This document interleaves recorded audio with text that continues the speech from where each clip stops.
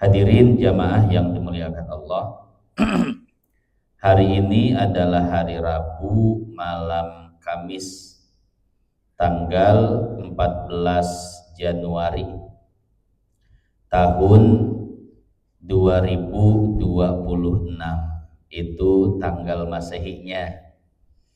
Tanggal Hijriahnya kira-kira sudah tanggal berapa?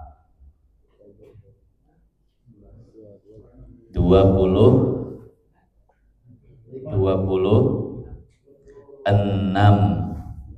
Rajab 1447 Hijriah. Artinya apa? Sebentar lagi kita akan memasuki bulan suci Ramadan. Tanggal 25, 26. Pokoknya mah sakit tuh. Malam Sabtu teh Rajaban ya. Malam Sabtu Rajaban berarti 25 ya. 25. Hadirin jamaah yang dimuliakan Allah, tidak terasa waktu terus bergulir, detik terus berputar. Sebentar lagi kita akan memasuki bulan suci Ramadan. Jadi persiapan ya, persiapan ilmu tentang puasa, persiapan ilmu tentang Ramadan, agar kita bisa benar-benar menyambut bulan suci Ramadan. Baiklah, sekarang kita akan melanjutkan kajian kita pada kitab Tasawuf Risalatul Mu'awanah yang dikarang oleh Imam Haddad. Bismillahirrahmanirrahim. Qalal musannif. Pengarang kitab ini mengatakan, faslun, ini adalah sebuah fasal. Wa alaika ya akhi, dan atasmu wahai saudaraku, bi islahi sariratika, untuk memperbaiki hatimu. Hati bahasa Imam Haddadnya sarirah atau sisi batin. Manusia punya dua sisi, sisi zahir dan sisi batin. Sisi zahir ini wajah, badan, rambut, kaki, tangan, itu sisi zahir, atau bahasa lainnya dimensi lahiriah. Nah, selain memiliki dimensi lahiriah, manusia memiliki dimensi batiniyah, sarirah, atau bahasa lainnya hati. Wa alaika ya akhi, dan atasmu wahai saudaraku, bi islahi sariratika, untuk memperbaiki hatimu, memperbaiki sisi batinmu, hatta tasira khairan min alaniyatikas sholihah, sehingga hatimu tersebut, sisi batinmu itu lebih baik dari penampilan zohirmu, dari penampilan lahirmu yang baik. Jadi penampilan luar harus baik, tapi penampilan dalam sisi batin harus lebih baik. Fisik harus baik, tapi hati harus jauh lebih baik. Rasulullah Shallallahu Alaihi Wasallam ketika akan keluar rumah, beliau terlebih dahulu berdandan. Maksudnya itu merapihkan pakaian dan rambut. Beliau ngaca dulu. di satu baskom yang berisi air, beliau ngaca rapih-rapih. Kemudian istrinya protes, "Wahai Rasul, bukankah engkau itu adalah seorang nabi? Untuk apa engkau melakukan ini?" Maka Rasul mengatakan, "Innallaha jamilun yuhibbul jamal." Allah itu bagus dan menyukai sesuatu yang bagus. Allah itu indah, menyukai keindahan. Allah itu rapih, menyukai kerapihan. Makanya Rasul sebelum keluar rumah, beliau merapihkan fisik beliau, merapihkan pakaiannya, merapihkan tampilan zahirnya. Ya. Nah, jadi memperbaiki tampilan zahir itu dianjurkan, tapi lebih dianjurkan dan diprioritaskan memperbaiki sisi batin, tampilan batin, memperbaiki hati. Ya. Jadi prioritasnya adalah memperbaiki hati ketimbang memperbaiki fisik. Wa dzalika li anna sarirata maudi'u nadharil haq. Kenapa demikian? Karena yang namanya hati merupakan objek pandangan Allah Subhanahu wa taala. Jadi yang Allah nilai dari hambanya bukan fisiknya, bukan wajahnya, bukan badannya, bukan rambutnya, akan tetapi yang Allah nilai adalah sisi batinnya, hatinya. Ya. Maka kata Imam Haddad, prioritaskan memperbaiki hati ketimbang memperbagus tampilan fisik. Fisik memang harus bagus, tapi hati harus jauh lebih bagus. Kenapa? Karena hati merupakan objek pandangan Tuhan. Allah menilai hati kita, tidak menilai fisik kita. Wal alaniyatu matmahu nadharil khalqi. Sementara tampilan luar, fisik kita, badan kita merupakan objek pandangan manusia. Makanya jangan heran kalau manusia itu menilai kita dari tampilan kita, sisi luar kita. Yang dinilai itu wajah kita, badan kita, rambut kita, pakaian kita, kendaraan kita, rumah kita. Jadi yang dinilai oleh manusia adalah sisi lahiriah kita saja, penampilan luar saja yang dinilai oleh manusia. Jadi Allah itu menilai penampilan dalam, sementara manusia menilai penampilan luar. Nah, jadi kalau pengen baik di mata dua-duanya, ingin baik di hadapan Allah, ingin baik di hadapan manusia, maka perbaiki dua-duanya, tampilan luar dan tampilan dalam. Wa ma dzakarallahu ta'ala asirra wal alan fi kitabihi illa wa bada'a bi dzikris sir. Tidaklah Allah menyandingkan asir dan al-alan.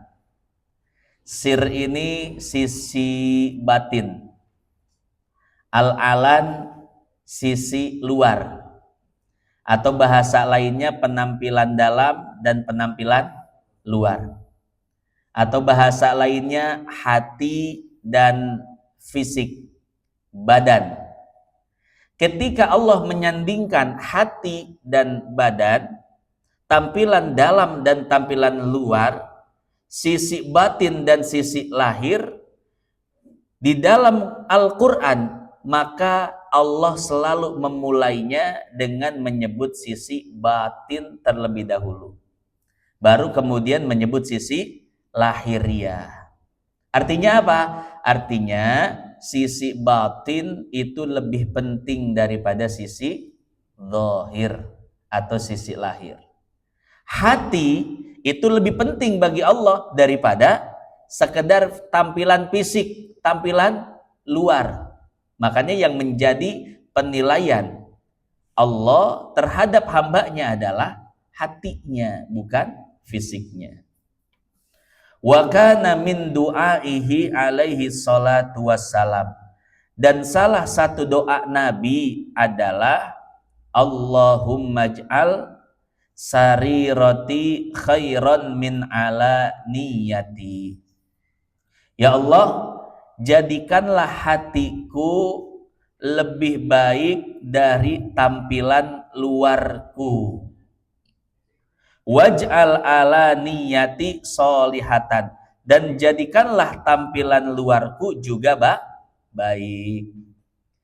Jadi Rasul berdoa kepada Allah minta diperbaiki dua sisi kehidupannya. Sisi zahirnya diperbaiki, sisi batinnya juga diperbaiki. Tapi Rasul minta kepada Allah agar Allah lebih memperbagus, memperindah sisi batinnya ketimbang sisi zahirnya.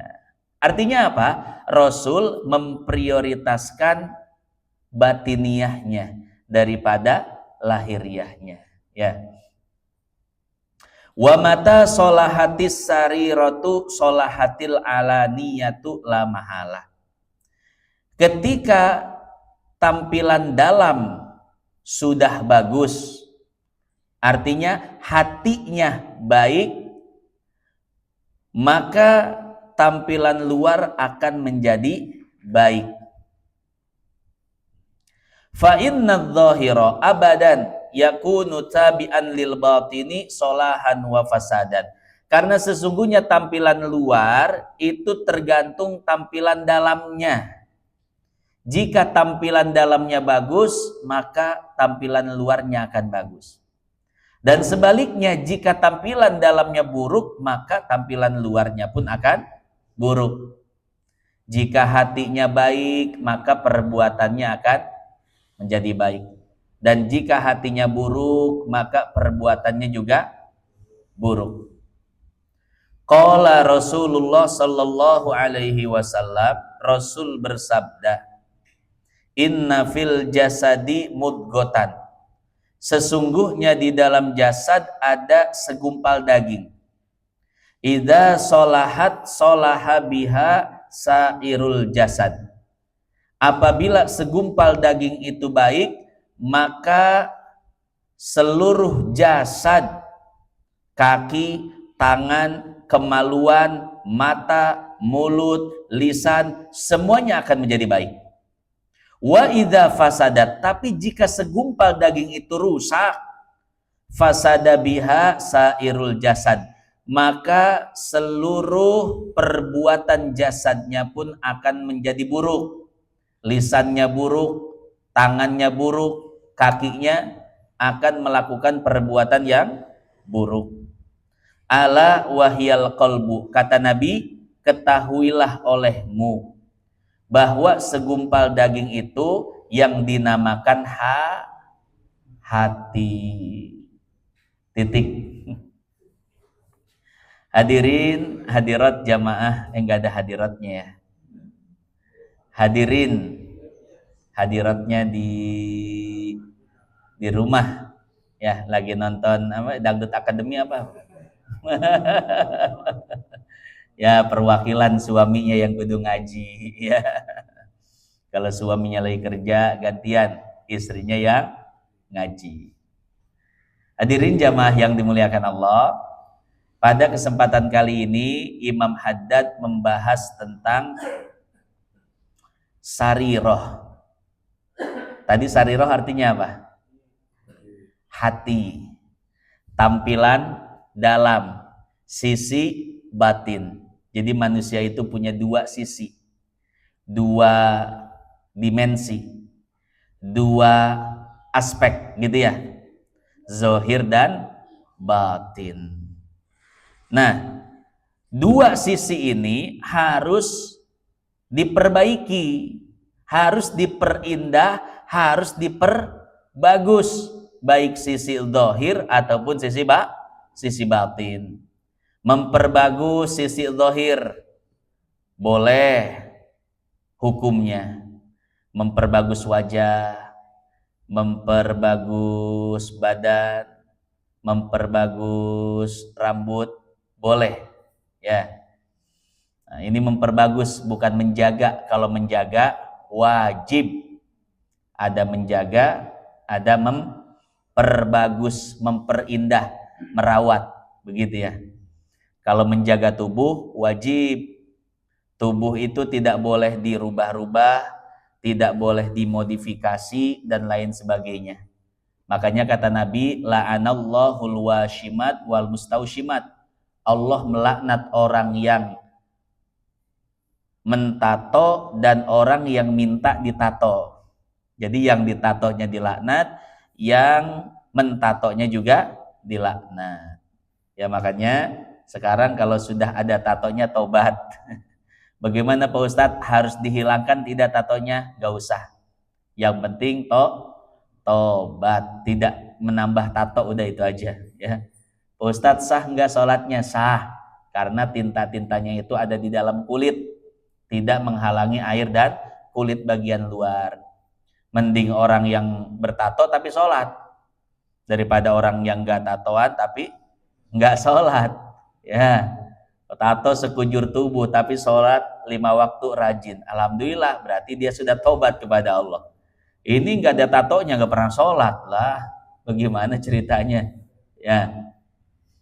Nah kita kembali bahwa menjaga tubuh itu wajib ya, jangan sampai tubuh ditato, dirubah-rubah, dimodifikasi, suntik hidung biar mancung, suntik tete biar gede, potong belut listrik nggak boleh. Nggak boleh, potong belut listrik nggak boleh ya. Nah jadi wajib menjaga fisik tubuh badan. Kenapa? Karena ini hakikatnya hanya titipan. Yang punya badan ini Allah, bukan kita. Andai yang punya badan ini kita, maka terserah, bebas mau merubah, memodifikasi, mau jadi naga, jadi kan banyak tuh ya yang di YouTube itu dimodifikasi jadi naga, jadi kadal, jadi kucing, macan, masya Allah ya. Haram. Kenapa? Hakikatnya tubuh ini bukan punya kita tapi punya Allah, kita hanya dititipi. Makanya kita wajib menjaga tubuh ini, jangan sampai rusak. Jangan sampai rusak oleh narkoba, jangan sampai rusak oleh rokok ngerusak nggak? Kata NU enggak. Kata Muhammadiyah rusak itu. Apa disalapi? Oh, enggak boleh itu. Ya, pokoknya jaga tubuh ini jangan sampai rusak karena hakikatnya milik Allah, kita hanya dititipi saja. Menjaga tubuh wajib. Bagaimana memperindah, memperbagusnya? Boleh. Biar enggak tumbuh jerawat, akhirnya pakai apa tuh? Ya, krim-krim apa sih? Nggak ngerti saya, yang perempuan tuh yang glowing naonnya. Ya skincare ya, waduh. Pakai skincare boleh, ya boleh, nggak jadi masalah. Memperindah, memperbagus ciptaan Allah tanpa merubahnya ya. Merawat, memperbagus tanpa merubahnya boleh ya. Rambut dirawat, badan dirawat ya. Ini saya nggak ngerawat juga sih sebetulnya ini ya. Diperbagus. Saya one pack kalau bukan six pack. Ya, bagus, boleh. Memperindah, memperbagus, boleh. Dan tasawuf seperti itu, Pak. Tasawuf itu bukannya yang kucel, kumel, bau, enggak. Ya, tasawuf itu tampilan luar tetap dijaga, rapi, wangi, ya, DLL dan lain sebagainya. Ya. DST dan seterusnya. Ya, pokoknya begitu. Boleh menjaga tampilan luar. Tapi ingat kata Imam Haddad, yang dijaga jangan tampilan luar saja, tapi tampilan dalam. Hati harus diprioritaskan. Jangan sampai tampilan luar lebih bagus dari hatinya. Seharusnya hati itu lebih bagus dari tampilan luarnya. Orang kalau ngeliat dia, kayaknya orang pelit nih. Ya, secara tampilan orang pelit, tapi hatinya hati orang dermawan. Itulah yang dimaksud bagian dalam, tampilan dalam aspek batiniah itu harus lebih bagus, lebih istimewa daripada aspek zohiriyah, lahiriah.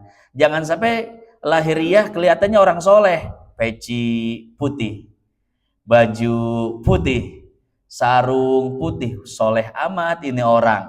Ada masalah dikit ngamuk luar biasa, belum bisa ngontrol emosi dan lain sebagainya. Ya, tampilan luarnya sudah bagus, tapi PR-nya adalah tampilan dalam. Jadi tampilan luar dan dalam balance masih bagus, seimbang 50-50 masih bagus. Tapi kata Imam Haddad, usahakan tampilan dalam itu lebih bagus daripada tampilan luar. Hati harus menjadi barang yang istimewa buat dia ketimbang fisik dan badan, ya. Nah, jadi seperti itu. Jadi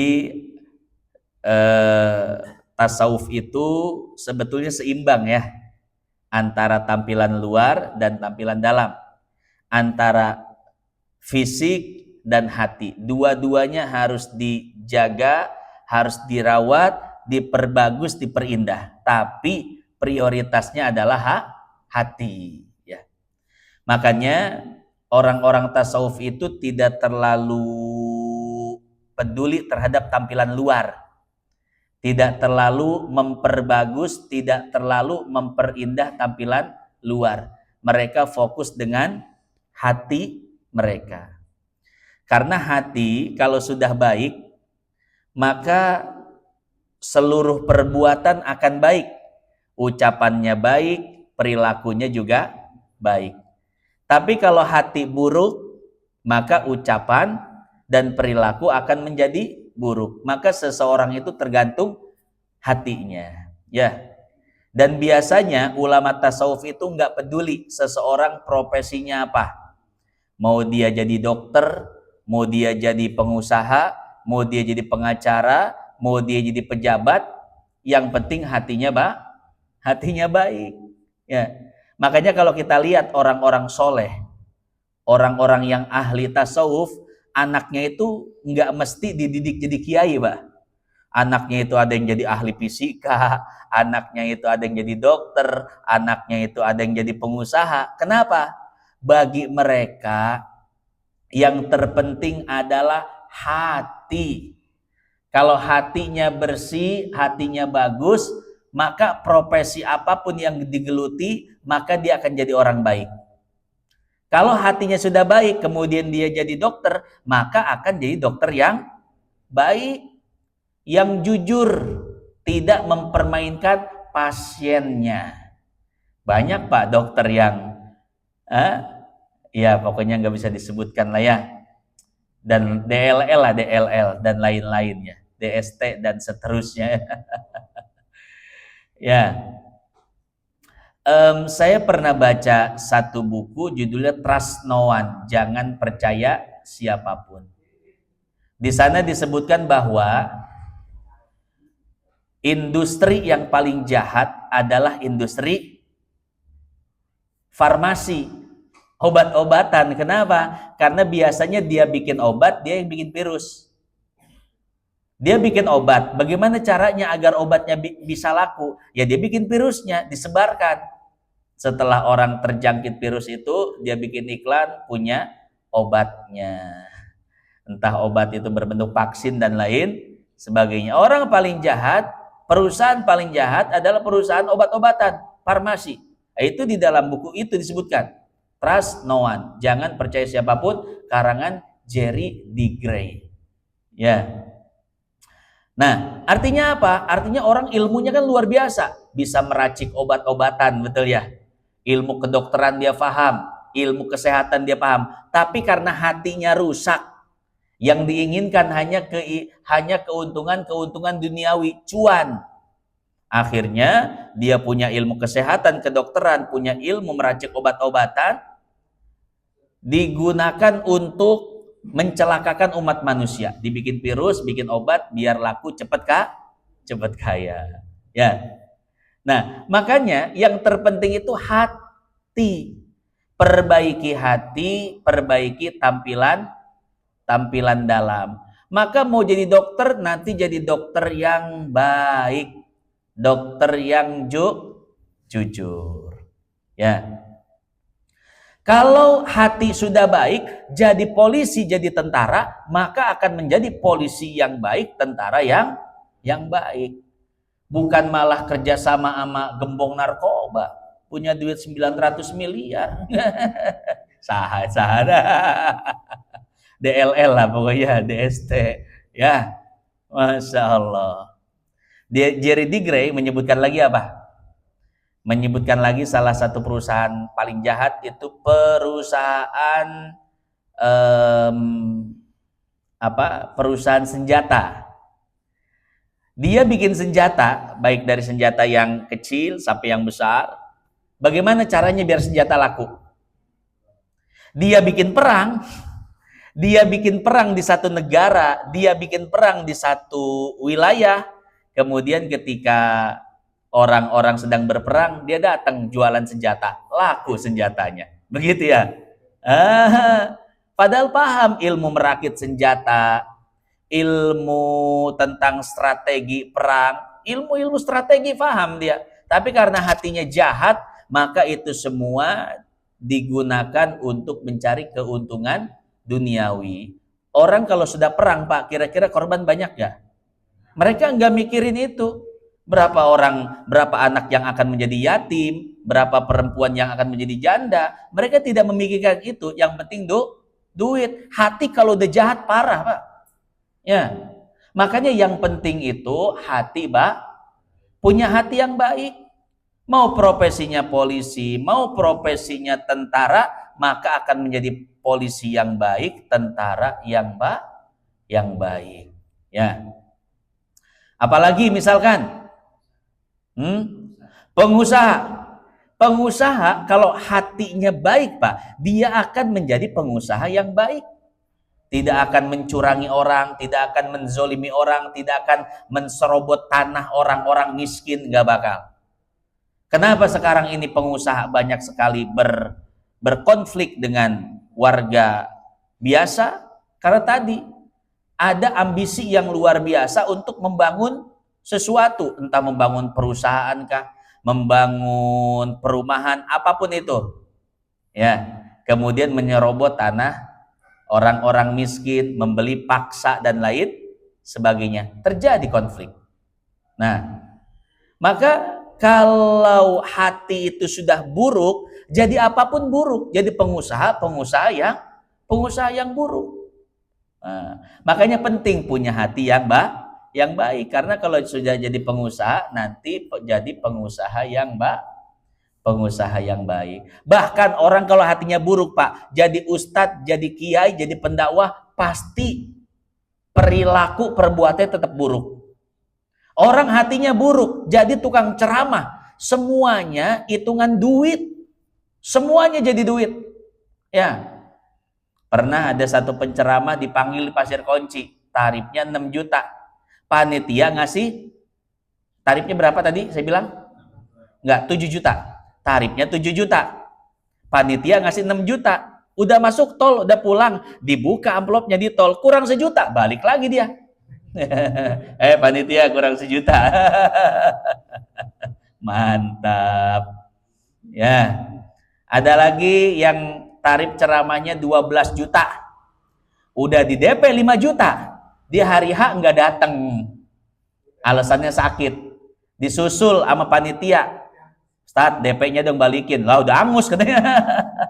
Ya Allah. 20 tempat aja begitu, Pak. 5 kali 20 berapa? Ya Allah. Ya Rabbi. Semuanya jadi duit, Pak.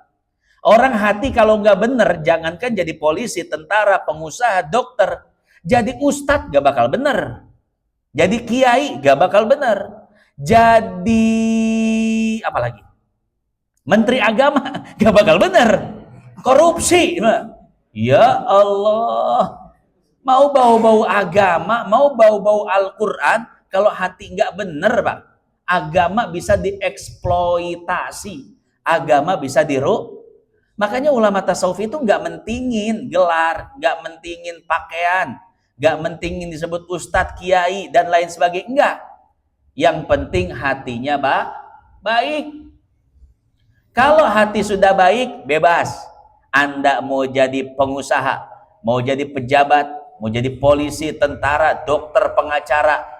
Kalau hati sudah baik, maka semua akan menjadi baik.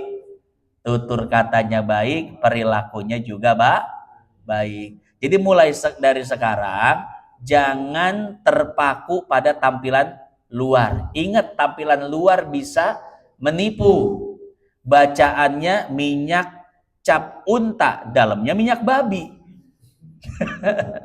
Hati-hati, ya, periksa bener nggak sesuai dengan merek.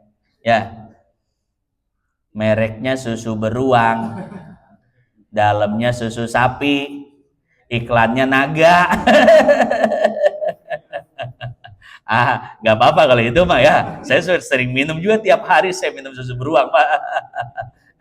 Emang ke badan jadi enak, jadi kuat ya, stamina itu. Saya kalau kemana-mana, Pak, ini nggak, walaupun nggak di endorse ya, saya iklan aja. Kemana-mana, Pak, saya minum susu beruang ya, minimal 1 hari satu kaleng. Wow, itu memang stamina jadi kuat ya. Belum lagi habatus saudanya, madunya, bini mudanya, mantep. Jangan itu mah. Pak Haji langsung seger, Masya Allah. Nah, jadi seperti itu. Maka coba simak sekali lagi, ini hadisnya. Hadis yang tadi dibaca. Kata Nabi, inna fil jasadi mudgotan.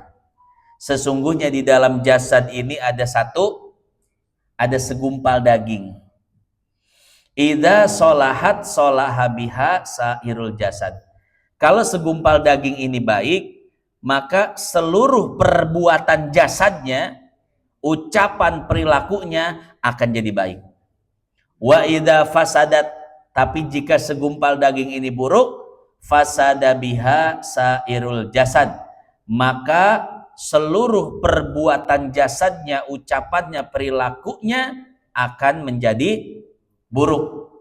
Ala wahyal qalbu, ketahuilah olehmu, segumpal daging itu dinamakan qalbu, atau kita sering menyebutnya hati, ya. Hadirin jamaah yang dimuliakan Allah, ya. Jadi Pak, berislam itu nggak harus jadi kiai, berislam itu nggak harus jadi ustadz, berislam itu yang penting hatinya baik. Itu tirakat yang paling mantep. Punya hati baik, tirakat paling mantep.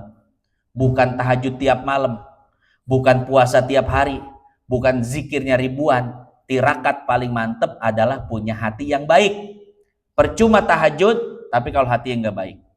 Percuma zikir ribuan, emosian, masih temperamental, akhlak nggak baik. Percuma puasa tiap hari, tapi akhlak nggak baik. Ya, nah, jadi rawat hati kita, perbagus hati kita, keluarkan semua kotoran-kotorannya, ujubnya, riaknya, takaburnya, dendamnya, tomaknya, rakusnya, ambisinya, kita keluarkan semua, ya. Hadirin jamaah yang dimuliakan Allah, itu saja yang dapat saya sampaikan pada kesempatan kali ini. Mudah-mudahan yang sedikit ini bisa bermanfaat.